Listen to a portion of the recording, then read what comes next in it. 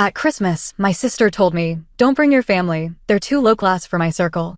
I brought them anyway. And when she started mocking them, I raised my glass and said, "A toast to my spoiled sister who thinks she's rich, by the way. I'm done paying for your lifestyle." Cut off. Completely. My blood ran cold when my sister, Heather, uttered those words, "Don't bring your family. They're low class and not on my level. Just you." Can you believe it? 15 years I'd spent supporting her lavish lifestyle, struggling to raise my kids on a nurse's salary, and this was my thanks. That Christmas was about to change everything between us, and I had a decision to make. I've always been the responsible one. While my younger sister, Heather, chased dreams of luxury, I built a life centered on what truly matters. My children, Emma and Tyler, 10 and 8. Our modest 3-bedroom rental might not be in magazines, but it's filled with laughter and love. As a pediatric nurse, I often pull double shifts to provide for us, but seeing my kids thrive makes every exhausting hour worthwhile. Heather and I took different paths from the beginning. Growing up in suburban Michigan, we shared a bedroom, but we might as well have been from different planets. While I saved my allowance for books and later college, Heather spent every penny on fashion magazines and makeup. I still remember her 16-year-old declaration, "I'm going to marry rich and never worry about money again."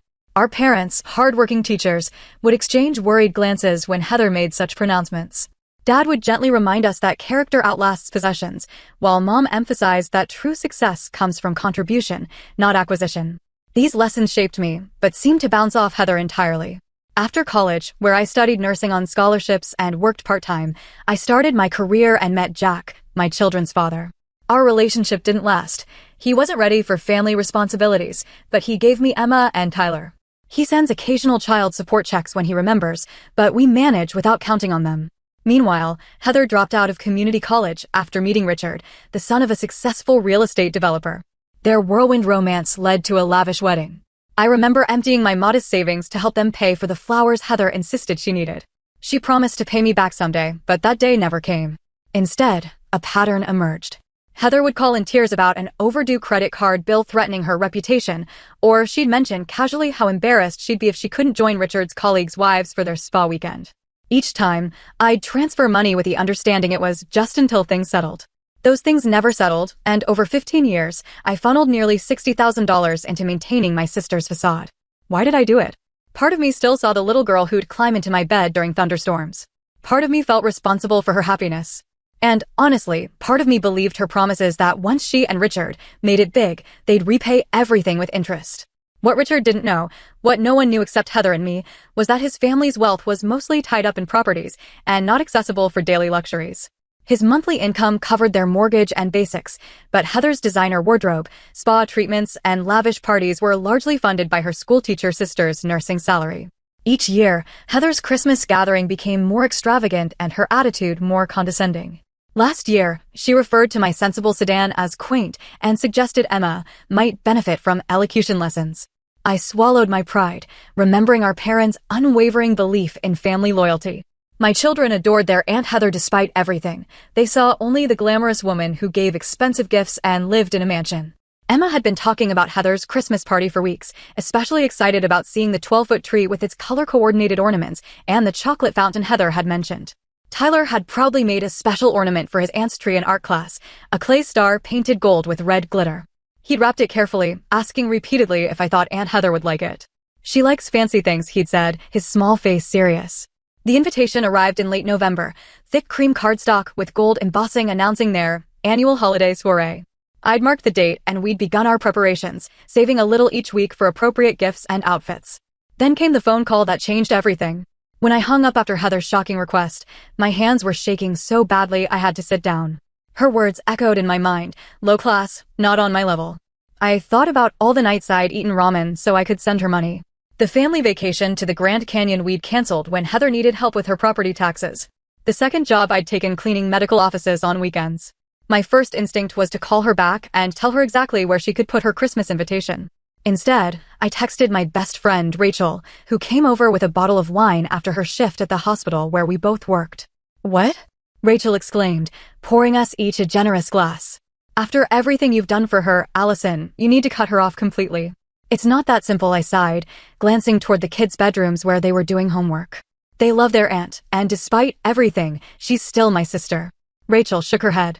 "Your sister is taking advantage of you. Has been for years." You work 60-hour weeks while she posts Instagram photos from luxury resorts.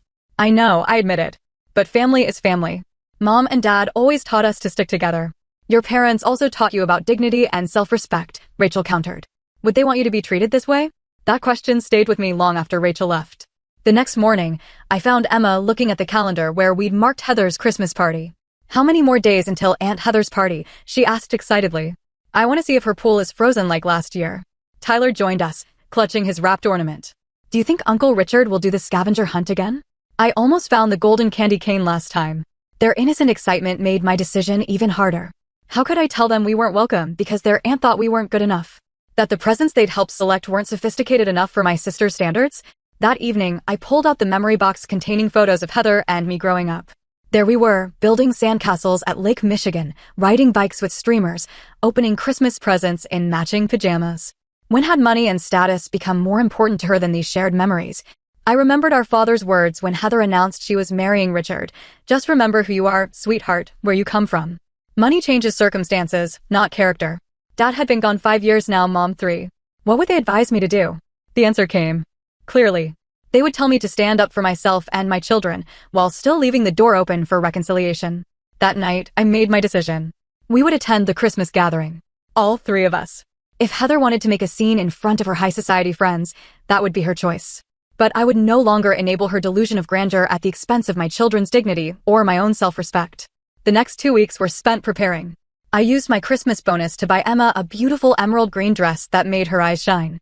For Tyler, I found a handsome little suit at a consignment shop that looked brand new. I splurged on having their outfits professionally pressed and scheduled appointments at the salon where my friend Jessie worked for proper haircuts. For myself, I chose a simple black cocktail dress I'd worn to a hospital fundraiser, adding a statement necklace Rachel insisted on lending me. If you're going into battle, you need proper armor, she'd said. I also prepared the children carefully, explaining that sometimes adults have disagreements, but that didn't mean they should worry. And Heather is very particular about her home, I explained during our family dinner. So we'll need to use our very best manners. And if she seems upset about something, that's not about you, okay? That's grown-up stuff. Is Aunt Heather mad at us? Tyler asked, his brow furrowed. No, sweetheart. Aunt Heather just has a different way of doing things. But we're family, and family shows up for each other, even when it's hard. Emma, perceptive beyond her years, studied my face. Are you and Aunt Heather fighting? I chose my words carefully. We have different ideas about some things, but that's okay. People can disagree and still love each other. As Christmas approached, my anxiety grew. I rehearsed potential scenarios in my mind, preparing responses to whatever Heather might say or do. I reminded myself of all the times I dealt with difficult families as a nurse, maintaining professionalism even when emotions ran high. I could do this. For my children. For myself. And yes, even for Heather, who somewhere beneath her designer clothes and status anxiety, was still my little sister. The night before the party, I checked our gifts one last time. The handmade scarf for Heather was wrapped in silver paper with a blue velvet bow. Richard's fishing book was accompanied by a selection of hand-tied flies I'd found at a specialty shop. He'd mentioned wanting to learn fly fishing last year. For their home, I'd selected a hand-blown glass ornament from a local artist, not expensive, but thoughtful and unique. That night, I barely slept, running through every possible outcome of our uninvited appearance. By morning, I'd made peace with whatever might happen. We were going to show up with heads held high, dignity intact, ready to celebrate Christmas as a family, whether Heather approved or not. On Christmas Eve, we drove through the imposing iron gates of Heather and Richard's estate. Fresh snow had fallen the night before, transforming the 5-acre property into something from a holiday card. Pristine white blanketed the rolling lawns and evergreen trees, each perfectly wrapped in white lights. A team of workers was clearing the circular driveway as we approached the 3-story Georgian mansion. Wow, breathed Emma, pressing her face against the car window. It's like a castle. Tyler clutched his wrapped ornament tighter. Do real princesses live in houses like this? Just your Aunt Heather, I replied, trying to keep my tone light as I parked behind a line of luxury vehicles, Mercedes, BMWs, and a Bentley I recognized as belonging to Richard's father. The facade of the house was decorated with professional precision, garlands framing every window, life-size nutcrackers flanking the massive front door, and a tasteful arrangement of poinsettias cascading down the stone steps. I'd seen similar displays in architectural magazines, but never up close. Emma and Tyler clambered out of the car, their excitement palpable as they carefully navigated the cleared pathway in their dress shoes. I followed more slowly, balancing our gifts and the homemade cranberry bread I'd baked that morning, a recipe from our mother that Heather had always loved.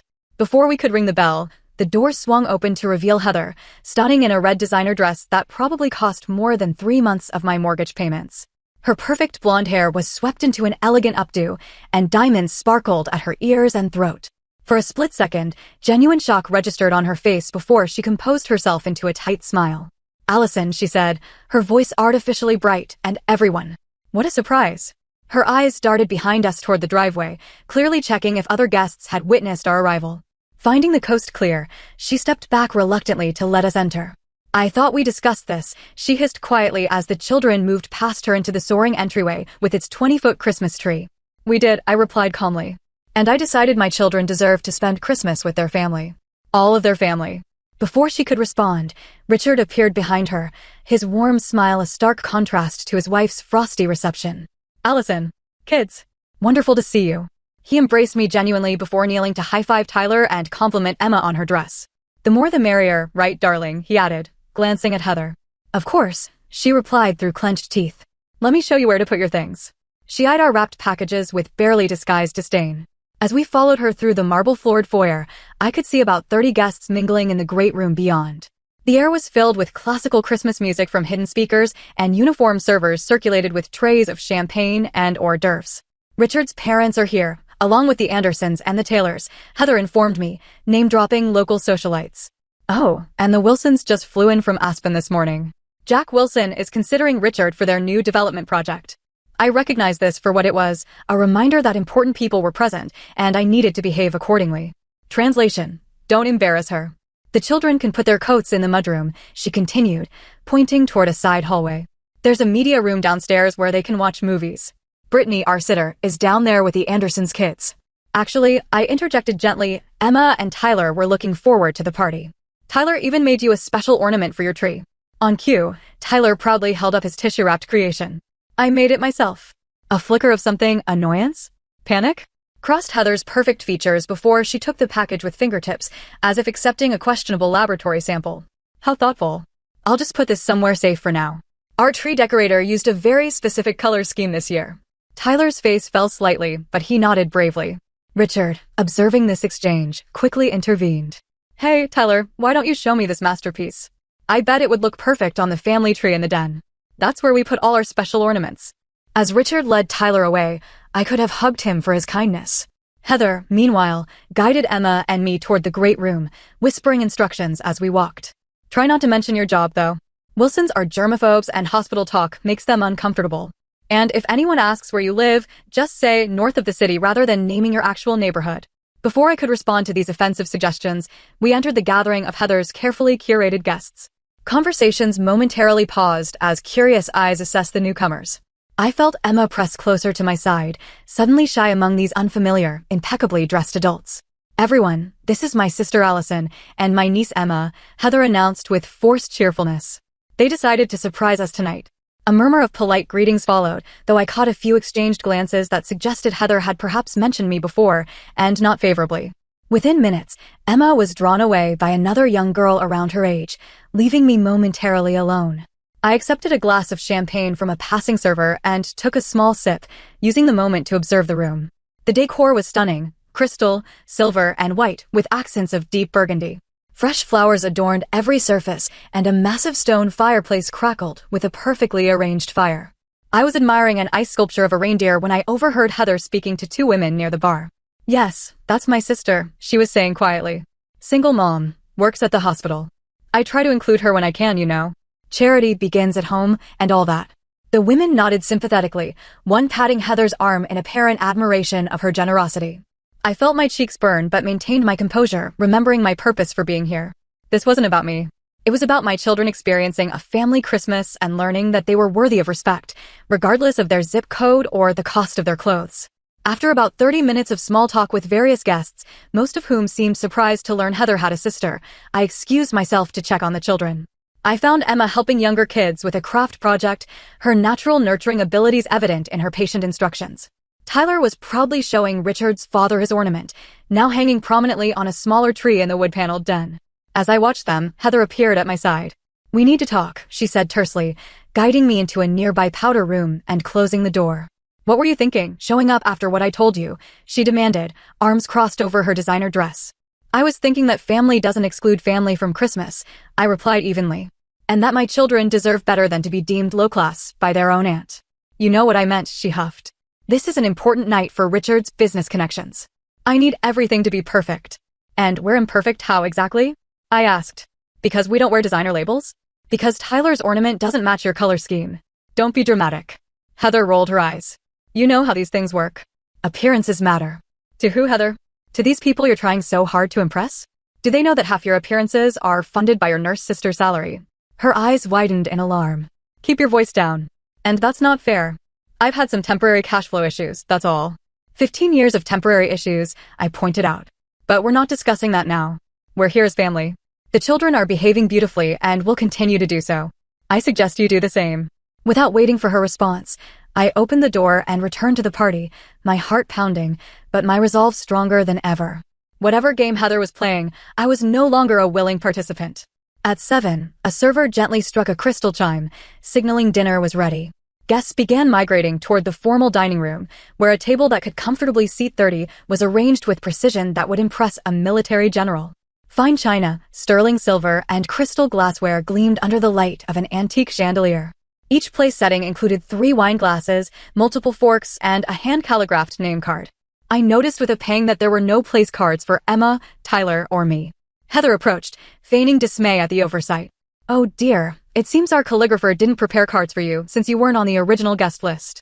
Let me just rearrange things, she said loudly enough for nearby guests to hear. Richard intervened smoothly. No problem at all. Kids, would you like to sit by me?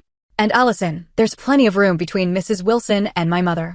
As we settled into our assigned seats, mine between 2 older women who regarded me with polite curiosity, I noticed Heather whispering to the server, who nodded and disappeared briefly before returning with 3 place settings that clearly didn't match the rest of the table. The message wasn't subtle. We were afterthoughts, accommodated but not truly welcome. The first course arrived, a delicate butternut squash soup garnished with truffle oil and microgreens. Tyler eyed it suspiciously before taking a tentative spoon. Emma, always more adventurous with food, dug in with enthusiasm. So, Allison, began Mrs. Wilson, Richard's potential business partner's wife. Heather tells us you work at a hospital. Yes, I am a pediatric nurse at County General, I replied. How noble, she said with what seemed like genuine admiration. My sister volunteered at a children's hospital last year. She found it quite intense. It can be challenging, I agreed, but also incredibly rewarding. There's nothing quite like helping a child through illness and seeing them recover. And you're raising 2 children on your own? Asked Richard's mother from my other side. Her tone was kind rather than judgmental. Yes, Emma and Tyler. They're wonderful kids. They certainly seem to be, she nodded approvingly, glancing toward where they sat with Richard. Well-mannered and bright. You should be proud. This simple acknowledgement nearly brought tears to my eyes after Heather's dismissive attitude. Thank you. I am. Across the table, Heather was holding court, describing their recent weekend at a luxury ski resort in Vail. The private lessons were worth every penny, she declared. The instructor used to train Olympic athletes. Speaking of expense, interjected a man I recognized as Richard's college friend. How's that investment opportunity you mentioned last month? Did you decide to buy in? Richard looked momentarily uncomfortable. We're still considering our options. The timing might not be right with the new pool house renovations. Oh, we're definitely moving forward with the pool house, Heather corrected him. I've already approved the final designs, imported marble, smart home integration throughout. It's going to be featured in Modern Luxury magazine. Richard's surprise was evident but quickly masked. I wondered how many of Heather's unilateral decisions were funded by my loans. The second course arrived, a frisee salad with poached pears and candied walnuts. Tyler frowned at the unfamiliar greens, but catching my encouraging nod, bravely took a bite. And what neighborhood do you live in, Allison? Asked a woman further down the table, her diamond earrings catching the light as she tilted her head.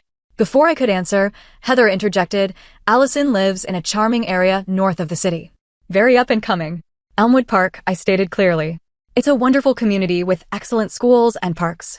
The woman's expression revealed she wasn't familiar with the middle-class suburb, but she nodded politely. And what school do your children attend? She continued. My grandson just started at Lakeside Academy. Again, Heather attempted to intercept. They're in the public school system. Allison is very involved in their education. Emma and Tyler attend Elmwood Elementary, I said directly. Emma's in the gifted program for mathematics and Tyler is thriving in their arts curriculum.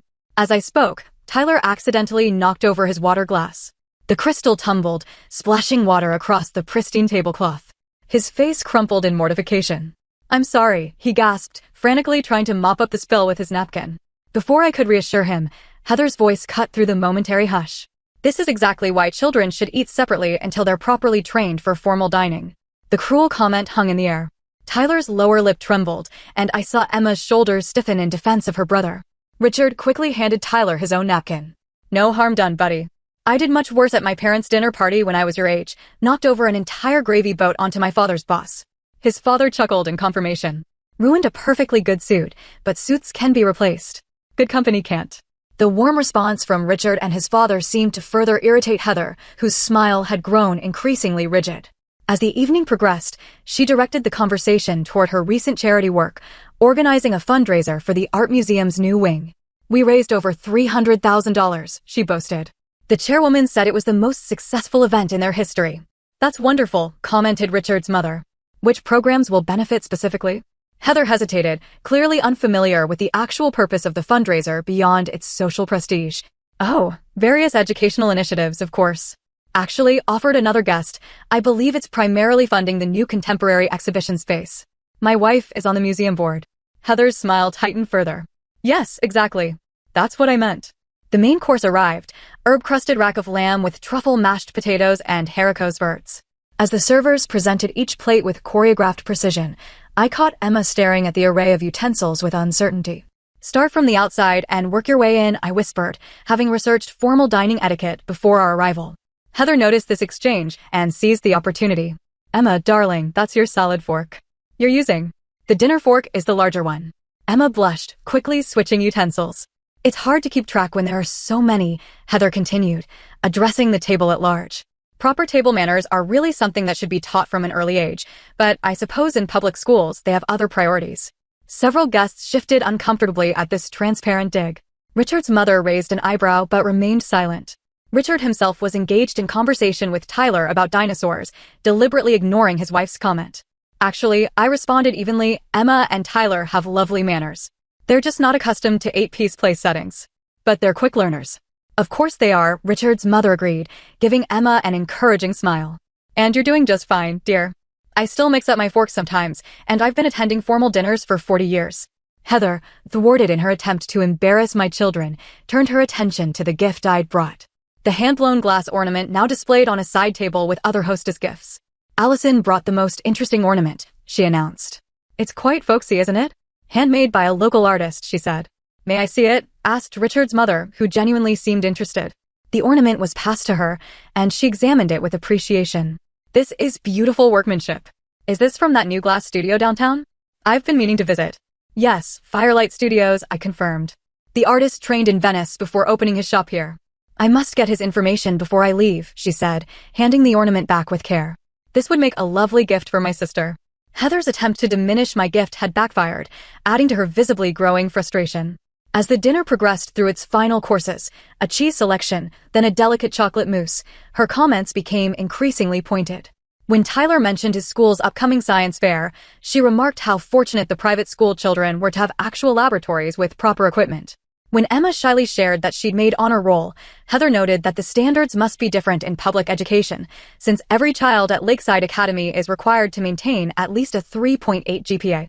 Each comment was delivered with a smile that didn't reach her eyes, each designed to establish the superiority of her world over ours. For hours, I maintained my composure, reminding myself that my children were watching and learning from how I handled this situation. But as I observed Emma's gradually wilting posture and Tyler's increasingly forced smile, something shifted inside me. The years of accepting Heather's condescension, of financing her illusions, of prioritizing family peace over personal dignity, it all crystallized into a sudden, clear resolve. When Heather mockingly praised Tyler's department store suit as adorable and suggested I consider the children's consignment shop where struggling families find nice secondhand clothes, I saw tears form in my son's eyes. And I knew. The time for polite tolerance had ended. After dinner, guests migrated to the great room for coffee, desserts, and what Heather announced would be a traditional gift exchange among intimate friends. This apparently didn't include us, as no one had informed me of this tradition, leaving me without appropriate gifts for the assembled company. Heather made sure everyone was aware of this oversight. "Don't worry about not bringing anything for the exchange, Allison," she said loudly as servers distributed small, elegantly wrapped packages to each guest. You couldn't have known since you weren't originally, well, you know. Several guests looked uncomfortable at this pointed exclusion. Richard quickly intervened. Actually, let's consider Allison and the kids' presents our special gift this year. Family is what Christmas is all about, isn't it? His genuine warmth only highlighted Heather's coldness by contrast. As guests began opening their presents, each revealing expensive items like cashmere scarves, artisanal spirits, and luxury candles, Heather approached with our gift, still in its silver wrapping. "Let me open this." "Now," she announced to the room. "My sister brought something, homemade, I believe." The way she emphasized homemade made it sound like I'd wrapped up a macaroni necklace. I watched as she deliberately tore the paper carelessly, revealing the handcrafted scarf I'd selected from a local artisan shop. "Oh," she said with exaggerated surprise. "It's colorful. Thank you, Allison. I'm sure it will be perfect for gardening or something." The scarf, a stunning creation of hand-dyed silk in subtle jewel tones, was clearly not gardening attire. Several women nearby actually murmured appreciatively at the piece, one even asking where it was from. "Some little shop in Allison's neighborhood, I imagine," Heather answered before I could speak. "They have the most quaint little businesses there, so budget-friendly." She set the scarf aside without further acknowledgement and moved on to opening gifts from other guests, exclaiming with delight over each one. Tyler, who had been watching quietly from beside me, tugged at my sleeve. "Mom," he whispered, "and Heather doesn't like our presents, does she?" "Some people have trouble appreciating thoughtful gifts, sweetheart," I replied quietly. "That's about them, not about the gift." Emma, overhearing this exchange, slipped her hand into mine and squeezed it supportively. My heart swelled with pride at my children's emotional intelligence in the face of such poor behavior. Heather, meanwhile, had moved on to telling stories, specifically childhood anecdotes deliberately chosen to paint me in an unflattering light. "Did you know Allison once showed up to my Sweet 16 in a homemade dress?" she told the gathered guests, laughing. "Mom tried to teach her to sew, and Allison insisted on making this horrific purple creation. The seams were coming apart by the end of the night. What she omitted was that our family couldn't afford to buy me a new dress that month because Dad's medical bills from his back surgery had strained our budget. I'd stayed up 3 nights in a row working on that dress, determined not to ask for money we didn't have. And in college," she continued, "she dated this absolutely hopeless boy who worked at the campus bookstore. He would pick her up on a bicycle with a milk crate attached to the back as a passenger seat. Can you imagine that? That hopeless boy had been working his way through college, saving for medical school. The bicycle was his only transportation, and he'd added the crate specifically so he could take me on dates despite not owning a car." With each story, Heather systematically undermined my dignity in front of her social circle, all while maintaining the veneer of sisterly teasing. I saw Richard becoming increasingly uncomfortable, occasionally trying to change the subject, but Heather was determined to continue her performance. The final straw came when she began criticizing my parenting directly. "It's really admirable how Allison manages with the children, considering their circumstances," she said to the room at large. "Public school, no father figure, living in that neighborhood. It's not what I would choose, of course, but Allison has always been content with less." Emma and Tyler were both within earshot, and I saw their expressions fall. Tyler's bottom lip quivered slightly, while Emma's face flushed with humiliation. In that moment, something inside me snapped. 15 years of supporting Heather's facade, of enabling her delusions of grandeur, of prioritizing her feelings over my children's well-being, it all crystallized into absolute clarity. I stood up, smoothing my dress with deliberate calmness. "Excuse me," I said, my voice steady. "I'd like to propose a toast." The room quieted as guests turned toward me, some looking curious, others uncomfortable. Heather's face registered alarm as a server handed me a champagne flute. "First, I want to thank Heather and Richard for including us in their beautiful Christmas celebration," I began. "Family gatherings are precious, especially during the holidays." Heather's expression relaxed slightly, perhaps thinking I was going to smooth things over.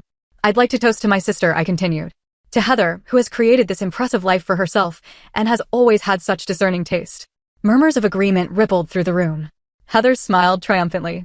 "Such discerning taste, in fact, that maintaining it has cost approximately $4,000 a month for the past 15 years.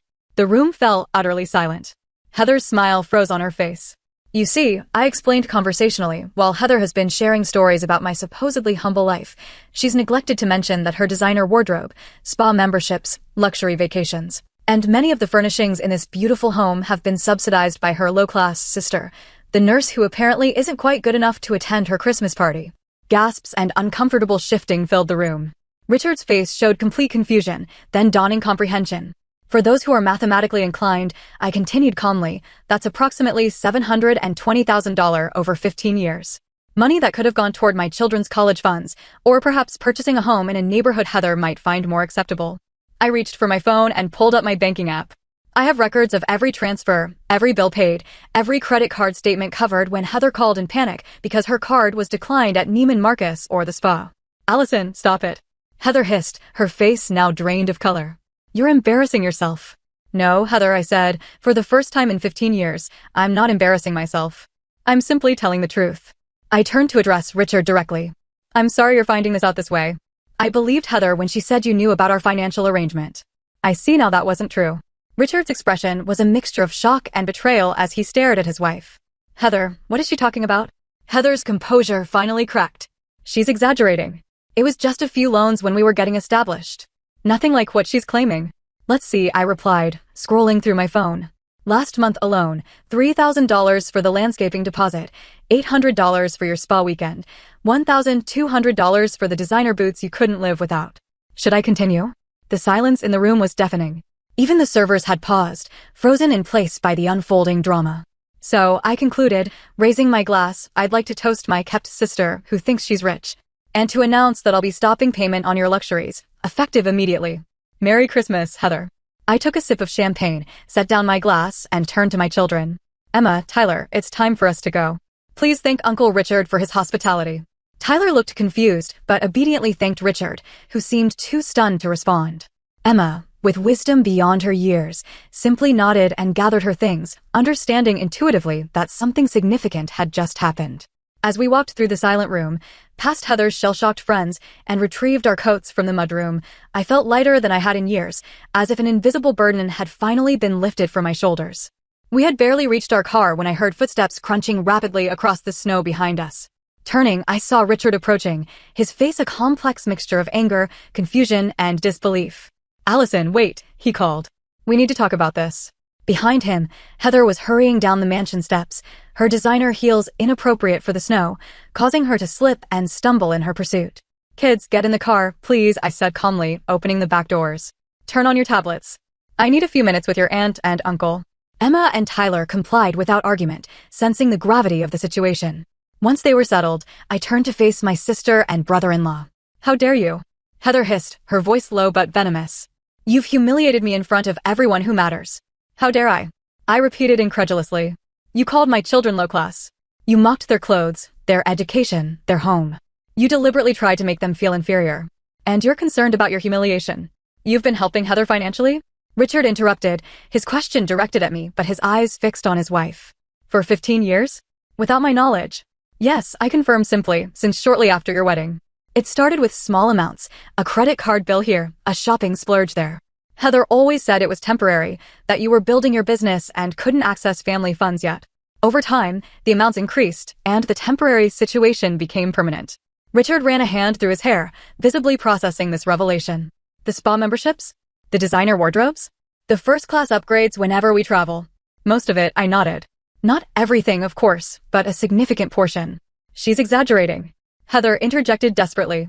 It was just occasional help when things were tight. Sisterly support.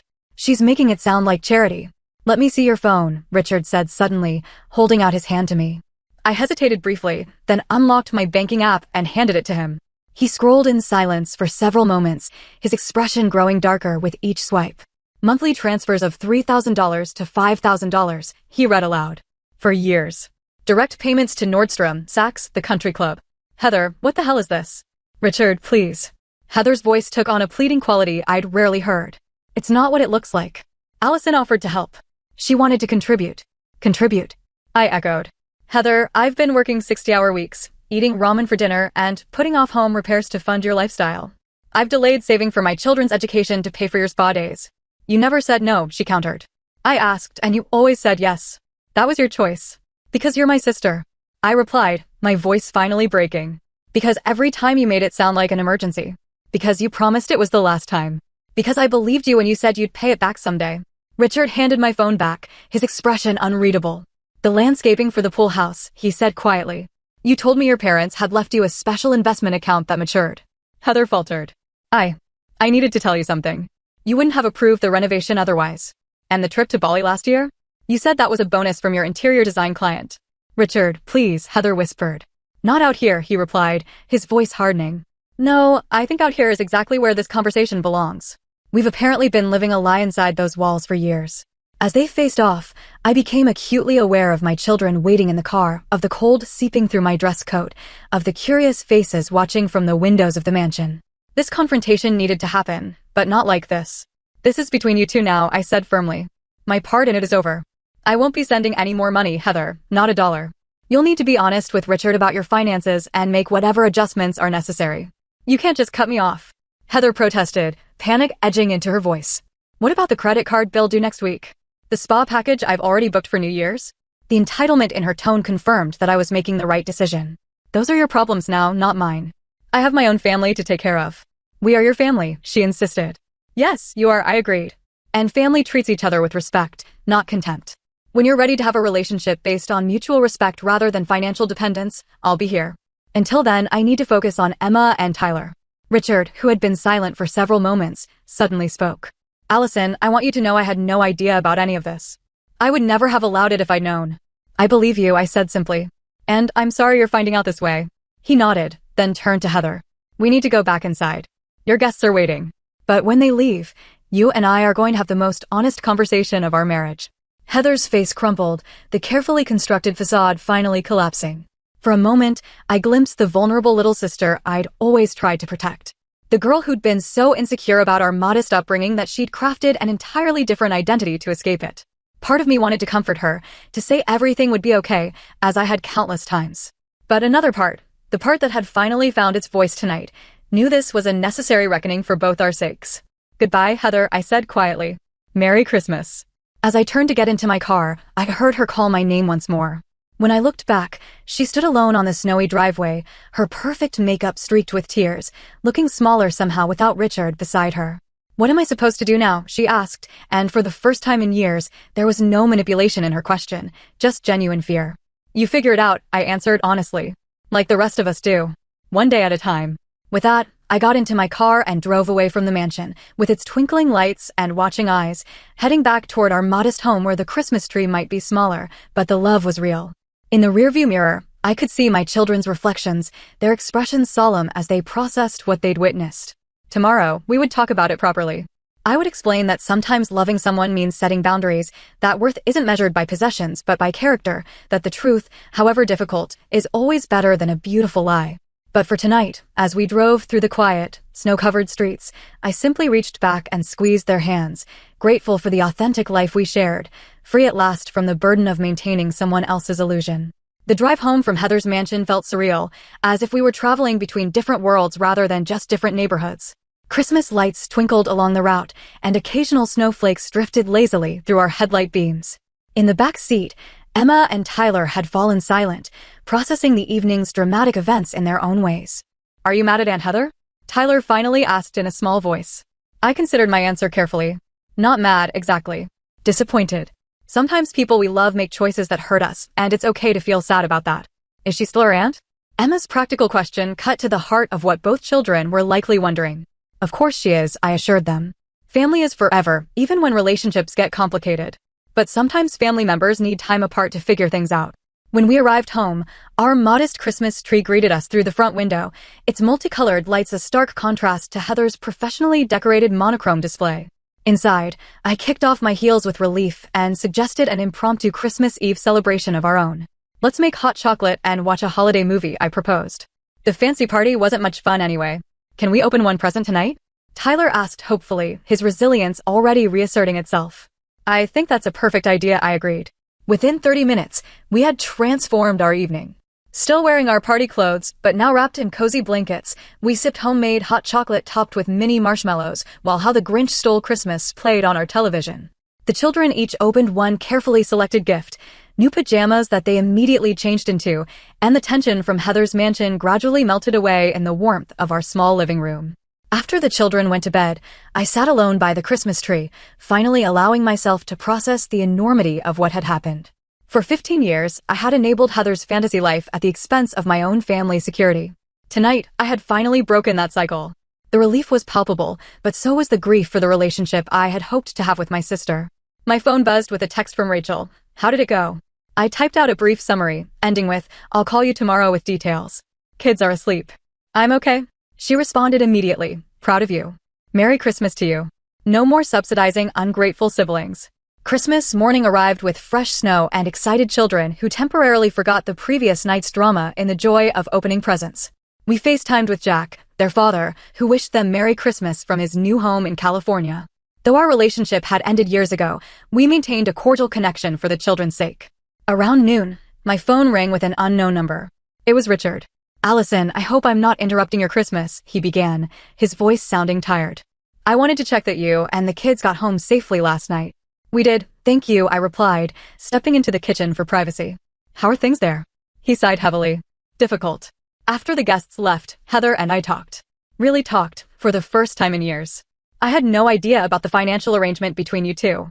"I'm still processing it all." "I understand. It's a lot to take in. I want you to know I've frozen the credit cards and asked for a complete audit of our finances," he continued. "The extent of the deception, it's larger than even you knew. There are loans in my name I never authorized, accounts I didn't know existed." My stomach tightened with dread. "Richard, I'm so sorry." "Don't apologize. You're not responsible for Heather's choices." His voice softened. "But I am sorry for how she treated you and the children. It was inexcusable." "Thank you for saying that," I replied, genuinely touched by his acknowledgement. "We're getting help," he said. "Financial counseling, marriage counseling. It's going to be a long road." He paused. Heather, struggling behind all that arrogance, is someone who never felt good enough. It doesn't excuse her behavior, but maybe it explains some of it. After we hung up, I sat at my kitchen table, turning his words over in my mind. Had I somehow contributed to Heather's insecurities by always being the responsible one, by bailing her out repeatedly instead of letting her face consequences? These were questions without easy answers. In the days that followed, I experienced a strange mixture of emotions, liberation paired with moments of guilt, relief shadowed by sadness. The practical reality of my decision quickly became apparent. Without the monthly drain of supporting Heather, my bank account began to recover. I started a proper college fund for the children and scheduled long overdue repairs for our aging HVAC system. I also began therapy, recognizing that untangling 15 years of financial codependence required professional guidance.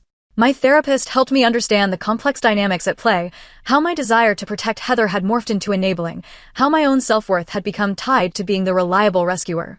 2 weeks after Christmas, an envelope arrived from Heather's address. Inside was a check for $5,000, a pittance compared to what she'd received over the years, but significant nonetheless, and a brief note. A start. "I'm sorry. I deposited the check but didn't respond immediately. Actions would speak louder than words, and one payment didn't erase years of exploitation and disrespect." In late January, Richard called again, asking if I would meet with them both. "Heather's been doing work on herself. She wants to apologize properly, but understands if you're not ready." I agreed to meet at a neutral location, a quiet cafe halfway between our homes.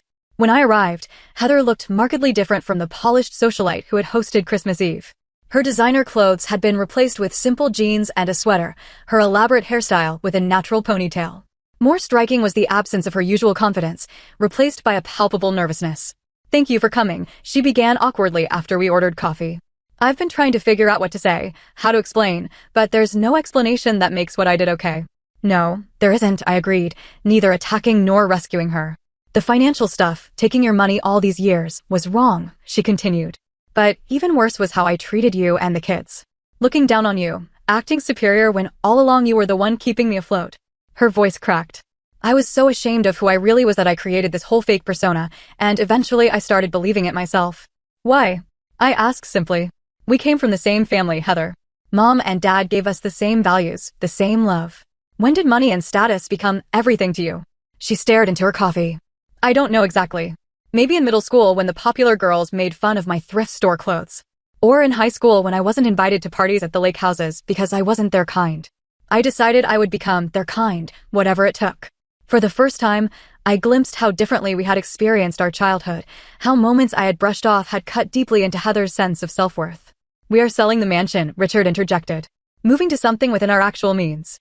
"Heather's looking for work too," he added. "I'm starting at a design firm next month," she said. "Entry-level position, but it's something I actually know how to do. And we're both in financial counseling, learning to live on a budget for the first time." As our conversation continued, I maintained clear boundaries while leaving space for potential reconciliation. This wasn't an instant fix. Trust, once broken, takes time to rebuild. but it was a start. Over the following months, our relationship began a slow transformation. Heather sent regular payments toward what she now acknowledged as a debt, not gifts. More importantly, she showed genuine interest in my life and the children's activities, attending Tyler's school play and Emma's math competition without a single disparaging comment about public education. 6 months after the Christmas confrontation, we celebrated Emma's 11th birthday with a simple backyard barbecue. Heather and Richard arrived with thoughtful, age-appropriate gifts and without the designer labels and status symbols that had once defined their presence. When Emma showed Heather her science project, a working model of the solar system, my sister listened with authentic enthusiasm rather than condescension. You know, Rachel commented as we watched them interact, I never thought I'd say this, but your sister actually seems like a real person now. She's trying, I acknowledged.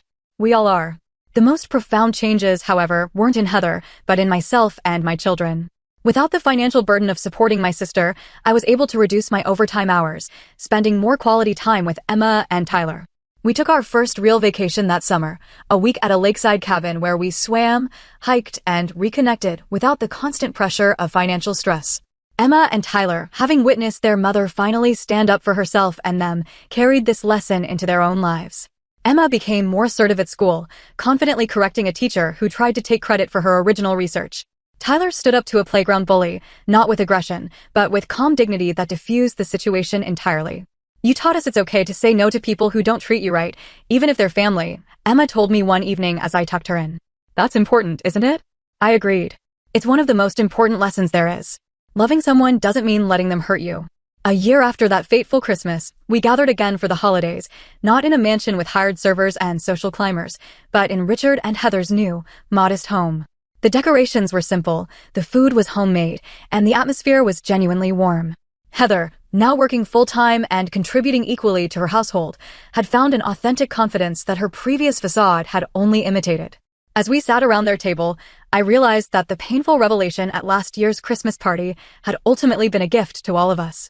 It had freed me from the burden of enabling Heather, from the prison of pretense, and the children from the subtle message that wealth determined worth. I'd like to propose a toast, Richard announced, raising his glass. To family, not perfect, but real. And to new beginnings. To new beginnings, we echoed, glasses clinking in the candlelight. That night, driving home with sleepy children in the back seat, I reflected on how dramatically our lives had changed in a single year. By standing up for myself and my children, by refusing to continue a destructive pattern, I had not only improved our financial situation, but had also modeled the self-respect I wanted my children to develop. True worth, I had learned, isn't measured in designer labels or social approval. It's found in authenticity, in healthy boundaries, in the courage to live according to your values, even when doing so disrupts comfortable patterns. Sometimes, the most loving thing you can do for yourself and others is to stop enabling destructive behavior and insist on truth, however uncomfortable it might be. As we pulled into our driveway, Emma stirred in the back seat. Mom, are you glad about what happened last Christmas, even though it was hard? I considered her question carefully. Yes, sweetheart, I am. Sometimes the hardest moments lead to the most important changes. I think Aunt Heather is happier now, Tyler observed sleepily. She laughs for real, not the fake laugh she used to do. Out of the mouths of babes, I thought, smiling at their perceptiveness. I think you're right. Sometimes people get lost trying to be something they're not. Finding your way back to who you really are is the greatest gift of all.